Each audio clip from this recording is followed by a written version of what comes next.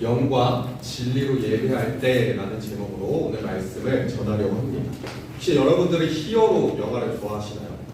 어벤져스 다 보신 분 있으시죠?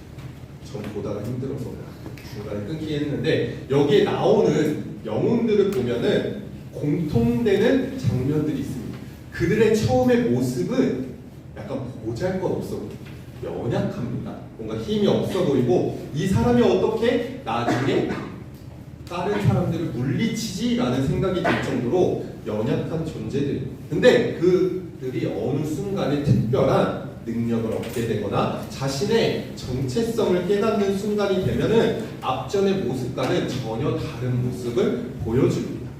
더 이상 자기만을 위해서 살아가는 것이 아니라 그 능력을 가지고 누군가를 살리기도 하고 지키는 삶을 선택하는 모습들을 보여줍니다. 성경은 우리에게도 이와 같은 변화가 일어났으면 좋겠다고 날마다 얘기합니다.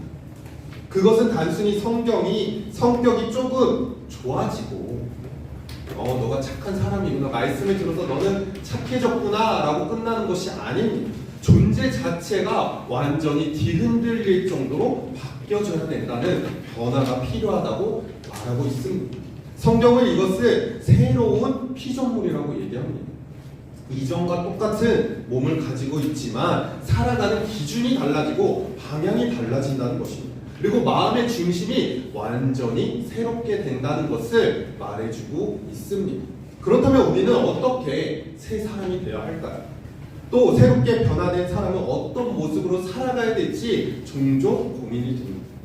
오늘 본문인 요한복음 4장 말씀을 본 예수님은 사마리아 여인을 만나서 이러한 질문을 답해 주시고 있습니다. 예수님은 겉으로 드러나는 문제를 보시는 것이 아니라 그 사람이 원하는 갈망에 대해서 다시 무엇이 가장 원하며 살아가야 되는지를 알려주고 있는 것입니다. 오늘 말씀을 통해 우리는 예배가 단순한 형식이나 장소의 문제가 아니라 새 사람의 정체성이 드러나는 삶의 방향임을 함께 살펴보도록 하겠습니다. 그리고 예수님 안에서 새롭게 된 우리가 어떻게 영과 진리로 예배할지를 또 알아보려고 합니다. 이 말씀을 통해 여러분들이 하나님 앞에서 영과 진리로 예배드리는 저와 여러분들이 되게 소망합니다. 첫 번째로는 예수님은 우리의 잘못된 갈망을 드러내시고 참된 갈망으로 부르고 있습니다. 예수님은 사마리아 여인을 만납니다. 예수님은 여인의 겉모습보다 마음의 깊은 곳을 바라보셨습니다. 여인은 5번 결혼과 형제의 관계 속에서 끊임없는 무언가를 계속 애쓰며 채우려고 살아가는 사람이었습니다. 사람의 사랑, 안정되는 관계, 그리고 환경의 변화가 자신의 인생의 만족을 지켜줄 거라고 믿고 있었습니다. 그러나 그 모든 시도는 결국 더 깊은 갈증만을 남기고 있었습니다. 예수님은 그 갈증의 근원을 정확히 짚어주고 있습니다. 요한복음 4장 13절에서 14절 말씀을 우리 같이 한번 읽겠습니다. 예수께서 대답하여 이르시되 이 물을 마시는 자마다 다시 목마르려니와 내가 주는 물을 마시는 자는 영원히 목마르지 않으리니 내가 주는 물은 조승에서 영생하로 솟아나는 샘물이 되리라. 아멘. 지금 그 사마리아 여인에게 예수님이 대답해서 이 물을 마시는 자마다 다시는 목이 마르지 않는다고 얘기합니다. 그리고 내가 주는 물을 마시는 자는 영원히 목마르지 않는다고 말합니다. 이 말씀은 단순히 위로의 말이 아니라 인간 존재의 본질에 드러나는 선언임을 보여주고 있습니다. 인간 안에 있는 가장 깊은 갈망, 세상의 어떤 것으로 채울 수 없고 오직 하나님 안에서만 채울 수 있다는 뜻을 분명하게 얘기해주고 있다. 지금 저기서 말하는 말이 여기 있는 물, 갈증, 목말라서 물 마시고 끝나라는 말이 아닙니다. 하나님 앞에 나아갔을 때 우리 마음속에 깊이 있는 갈망들이 있는데, 갈증들이 있는데 그거를 내가 채워준다고 얘기하고 있는 것입니다. 그래서 예수님은 예배에 대해서 이렇게 얘기합니다. 오늘 본문 말씀이 23절 말씀을 보면 이렇게 얘기해요. 23절 말씀 우리 같이 한번 읽겠습니다. 아버지께서 참되게 예배하는 자를 영과 진리로 예배할 때가 없나니 곧 이때라. 아버지께서는 자기에게 이렇게 예배하는 자들을 찾으시니라. 아멘. 지금 아버지께 참되게 예배하는 자들, 즉 영과 진리로 예배할 때가 온다고 얘기하고 있습니다. 예배는 단순히 종교의 행위가 아니라는 거예요. 무엇을 가장 갈망하며 살아가는지를 보여주는 삶의 고백이라는 것입니다. 잘못된 갈망을 붙들고 살아가는 사람들은 결국 어떤 예배를 드리냐? 잘못된 예배를 드릴 수밖에 없다는 거예요. 반대로 하나님 앞에 하나님을 갈망하는 사람은 삶 전체를 하나님 앞에 반응하며 그 하나님 앞에 온전히 예배를 드리며 나아간다는 것입니다. 여러분들은 어떤 마음으로 갈망하며 예배에 참여하십니까? 우리의 마음에 예수님을 갈망하고 예배 드릴 때 그 삶 전체가 하나님 앞에 영광이 되고 반응으로 나타난다는 거예요. 근데 갈망하지 않는 자들은 결국 잘못된 예배를 드릴 수밖에 없다고 성경에서는 분명히 말하고 있습니다.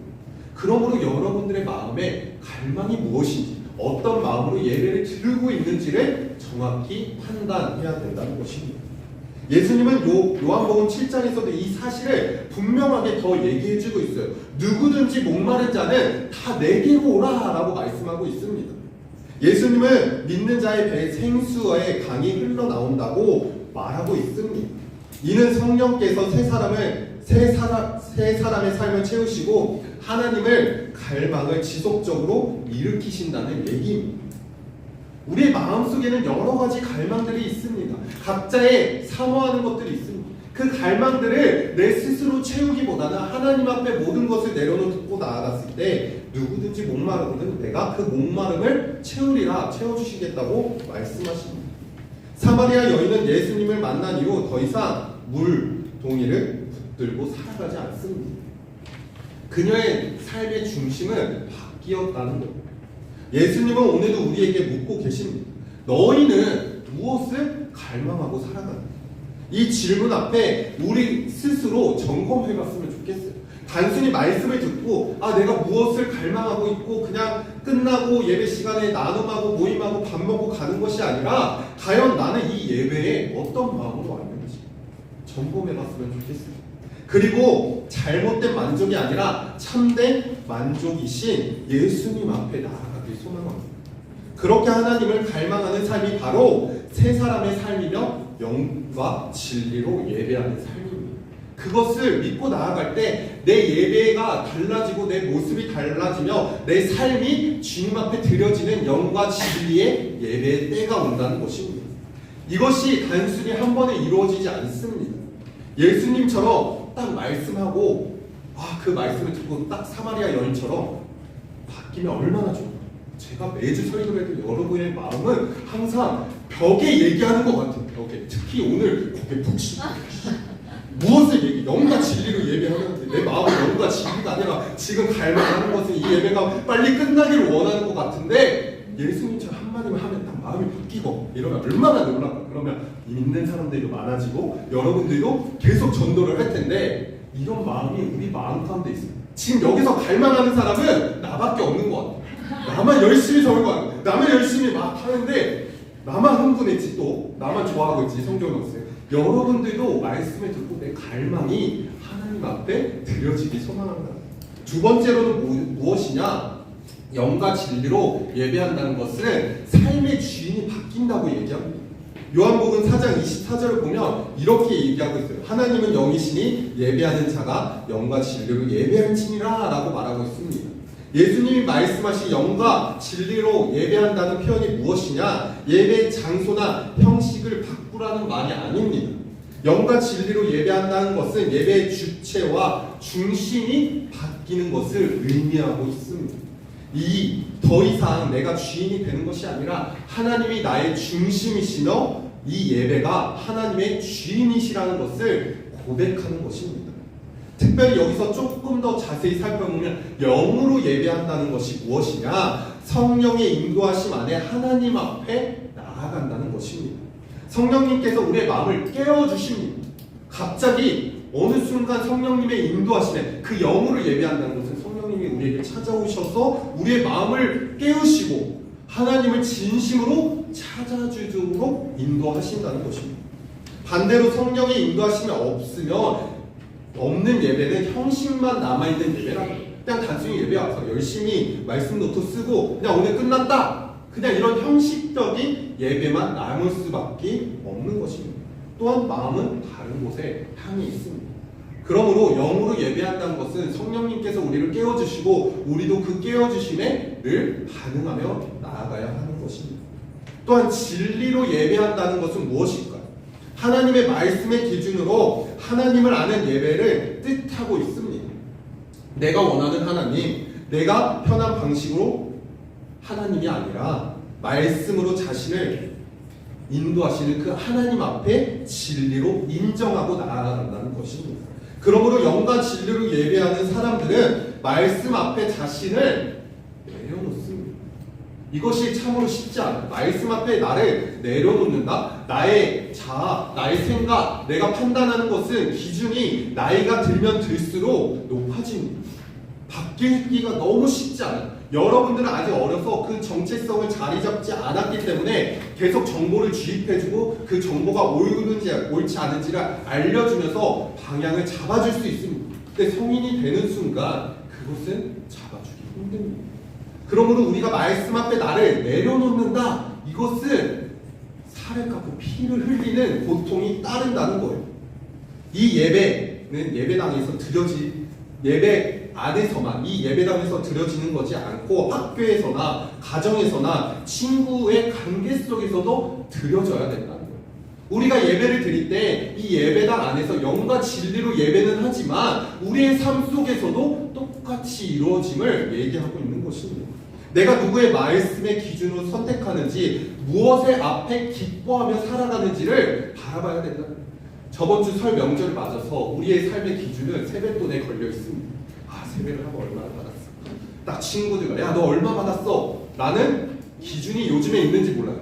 강도사님 때는 야 너 얼마 받았어? 야 나 이만큼 받았어. 이런 기준들이 있습니다. 이게 우리의 삶의 기준이 되는 것이 아니라 말씀의 기준으로 기뻐하며 살아가야 된다는 것이 오늘 말씀에서 설명하고 있는 것입니다. 예수님을 우리가 주인으로 삼아야 된다는 거예요. 내 주인을 삼았는데 그 주인의 말씀을 따라 살아가야 되는데 우리는 그냥 주인으로만 모시고 내 멋대로 살아갈 때가 많습니다. 하지만 내가 주인으로 모신 그 예수님을 내 삶의 모든 영역에서 예수님의 뜻에 묻고 따라 살아가야 됨을 바라보고 나아가길 소망합니다. 사마리아 여인은 예수님을 만난 후 예배자가 됩니다. 더 이상 사람의 시선에 환경에 묶여있지 않았습니다. 그 사마리아 여인은 땡볕에 물을 뚫어갔던 사람이에요. 왜 그랬을까? 사람들의 시선, 내가 어떤 위치에 있는지 알았다는 거예요. 부끄러웠다는 거예요. 하지만 하나님께로 방향을 돌린 삶은 그렇게 살지 않습니다. 우리도 마찬가지라는 거예요. 영과 진리로 예배할 때 주일 1시간의 문제가 아니라 월요일부터 토요일까지의 삶의 방향이 달라져야 한다는 것입니다. 삶의 중심에 예수님을 모시고 살아가는 예배자로 살아가기 소망합니다. 어제 우리가 트레킹 갔다 왔습니다. 그 삶의 예배로서 나아갈 수 있다는 거예요. 어른들과 크게 얘기하지는 않았지만 그 속에 교제가 일어났습니다. 여러분들은 모르겠지, 어른들이 저 애들 밥 먹으면서 또 오면 안 돼요. 애들 또 왔으면 좋겠어요. 근데 애들은 잘 모르겠어요. 제가 솔직히 애들은 상황에 따라서 달라집니다. 하지만 그 안에 여러분들이 참석했을 때 그 모임이 영과 진리로 예배로 드려질 수 있다는 거예요. 놀라운 거죠. 또 나만 놀라운 건가요? 아니죠. 네, 놀랍다는. 왜냐, 어른들이 분위기가 달라졌대요. 너무 좋대. 뭐가 좋아요? 라고 물어봤어요. 애들은 어제 2시간만 보고 원래 3시간 걸으려는데 어른들 더 걷고 싶어요. 근데 애들이 배고프니까 강도사님 우리 좀만 이제 안 걷고 밥 먹으러 갑시다 얘기했어요. 그 이유는 너무 사랑스럽고 너무 좋다는 거예요. 여러분들이 있는 존재 자체만으로 그곳이 화기애애해졌다는 것이 너무 좋았다고 말합니다. 이처럼 우리가 아무것도 아닌 것 같지만 우리의 삶 속에서 모임에 참석하고 그 교제를 통해서 영과 진리로 예배로 이어질 수 있음을 기억하고 나아가길 소망합니다. 조금 더 나아가서 기독교 세계관에서 인간은 예수 그리스도와 연합된 존재라는 거예요. 새로운 피조물은 이전과 가치관, 기준이 완전히 달라집니다. 그 사람이 바로 이 앞에 서 있는 저라는 거예요. 저도 원래는 여러분들 나이 때 열심히 교회를 잘 엄마 때문에 다녔어요. 엄마가 너 가야지 맨날 지각하고, 지금 제가 여러분들한테 하는 말이 저는 잘 안 들었다. 근데 인간 존재 자체가 이렇게 바뀔 수 있냐? 어떻게 그랬던 사람이 설교를 하지? 이건 성령님의 역사심이라는 거예요. 나 혼자 스스로 할 수 없는 것입니다.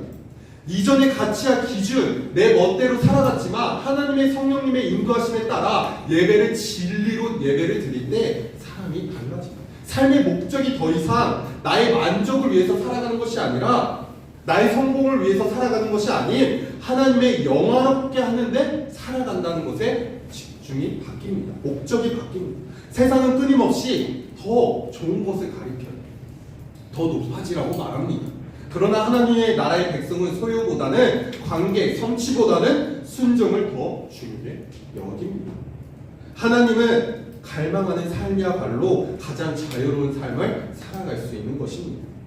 예배는 이 세계관에 가장 분명하게 드러내고 있습니다. 우리가 예배를 통해 우리는 다시 하나님의 중심으로 재점검을 해야 하는 것입니다. 내가 아니라 하나님의 중심되는 삶, 이것이 하나님 나라의 백성으로 살아가는 우리의 모습이라는 거예요. 그러므로 예배는 선택 사항이 아닙니다. 세 사람의 필수적인 삶의 반응이라는 거예요. 그런 예배자로 살아가는 저와 여러분들이 되길 소망합니다. 말씀을 짓겠습니다. 우리는 이미 예수 그리스도 안에서 새로운 피조물이며 그 삶을 살아갈 수 있는 존재라는 거예요. 그러나 그 전체성에 걸맞는 삶을 살기 위해 매일매일의 선택이 필요하다는 거예요.